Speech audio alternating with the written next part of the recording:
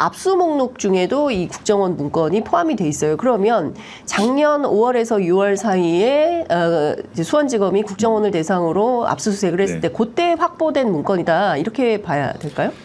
그러니까 재판 중에 확보가 된 건데 재판 중에. 이제 스토리가 작년 한 4, 5월쯤에 안부수 아태평화교류협회 회장이란 분이 있어요. 근데 이분이 이제 그 쌍방울과 경기도를 북측 고위 인사들과 만나게 해준 브로커예요. 브로커야. 대북 사업을 한다고 하지만 사실상 브로커 역할을 했는데 이분이 법정의 증인으로 나와서 그때 당시에 제가 국정원 그 담당 요원한테 담당관에게 쌍방울이 경기도의 스마트팜 그 협동농장 비용을 지원해주기로 했다는 걸 다 보고를 했어요. 라고 하니 검사가 깜짝 놀란 거 그래요? 그럼 국정원 문건을 봐야겠네? 해갖고 판사한테 요청을 합니다. 지금 안부수 회장이 이렇게 얘기를 하니 보고를 다 했다니까 남아 있을 거 아닙니까 보고서로. 그래서 국정원 보고서로 이거를 압수수색하겠습니다 하고 그 재판장에게 요청을 하니까 재판장이 발부를 해줬어요. 압수수색 영장을. 그래서 그 영장을 들고 간 거죠. 국정원으로. 두 차례 갔어요. 두 차례 5월달과 6월달에 갔는데 두 차례 가서 이제 총 45건의 관련 문건을 확보를 한 거죠. 실제로 있었으니까. 이거랑 같은 문건이네요. 그렇죠. 그래갖고 저희가 봤을 때 저희가 입수한 문건이 진위가 항상 문제가 될 수 있잖아요. 특히 국정원 문건. 이건 진위는 확실하다는 것은 저희가 수사 기록을 보니까 국정원에 압수 조서가 다 있습니다. 거기. 압수 조서가. 그리고 심지어는 국정원은 스타일이 어떤 스타일이냐면 저희 집에 왔을 때는 마음대로 막 뒤지잖아요. 국정원 가서 검사가 못 뒤져요. 여기 앉아 계세요. 하고 뭐 필요합니까? 뭐 필요하세요? 이렇게 하면 자기들이 알아서 판단해서 자 여기 있습니다.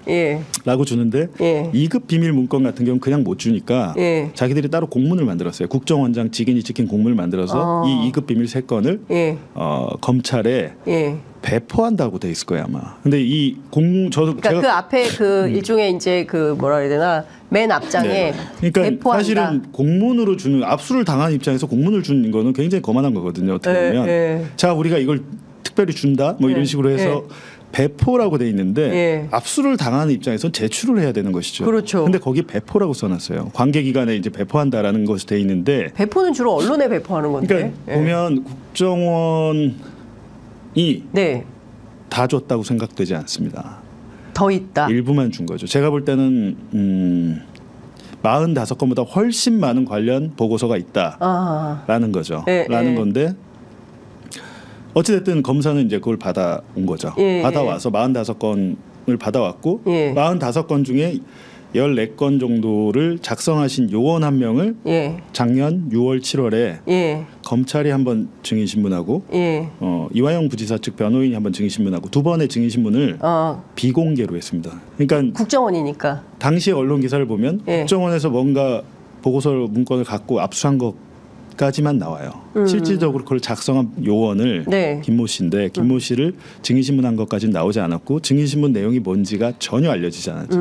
근데 저희가 이번에 국정원 문건뿐만 아니라 그 비공개 그 블랙 요원이라고 하잖아요. 블랙 요원은 명함에 국정원이라고 안 써 있습니다. 자기들이 회사를 만들어요. 그걸 가장 회사라고, 가장체라고 그래요. 가장 회사체를 만들어서 뭐 출판사, 뭐 언론사도 있고 뭐 해갖고 뭐 신분을 사칭하죠. 뭐 기자를 사칭한다든지 무슨 뭐 출판사 사장을 사칭한다든지 해서 그런 블랙 요원은 임무 자체도 다 공작이니까 가려져 있는데 이 블랙 요원 김 씨의 증인 신문 녹취서, 증인 신문을 글자로 푼 것까지 다 확보를 해서 제가 이제 분석을 해봤죠. 분석을 해봤는데 결과적으로는 안부수 회장이 아까 제가 뭐라 그랬어요? 안부수 회장이 국정원에 다 보고했어요라고 그랬잖아요. 그럼 그 보고를 받았어야 될 블랙 요원 김 씨는 보고를 받았어요가 아니라 말도 안 되는 소리라고 그래요.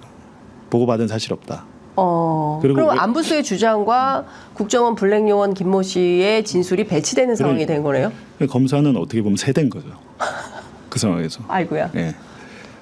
혹 하나 때려고 굳이 국정원 압수까지 했는데 증인신문에서 불러서 얘기하는 게 전혀 검찰의 입장과 뭐 부합하지 않거든요. 그리고 심지어는 안부수 얘기를 부인해 버리니까.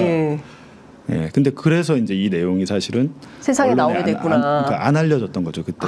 그때는 이게 만약에 검찰의 공소사실에 부합하는 증인신문이었으면 뭐 맨날 그랬듯이 흘렸을 거 아닙니까? 그렇겠죠. 조각조각 흘려서 언론에 기사가 나왔을 텐데 단 한 줄도 안 나왔다는 것은 제가 보니까 그렇더군요. 예. 검찰에 불리한 증언을 하고 갔습니다. 그러니까 그 국정원의 요원이 검찰에 불리한 증언을 하고 실제로 이런 거잖아요. 그러니까 다시 이제 사건을 종합해서 말씀을 좀 드리자면 소위 얘기하는 이재명 대북 송금 사건의 진실은 검찰에 따르면 이제 주로 이제 증언에 의지한 건데 그 전체 800만 달러 가운데 500만 달러는 그 경기도 스마트팜 사업의 대납이었고 두 번째 이 300만 달러는 이재명 그 당시 그 경기도 지사의 방북 비용이었다.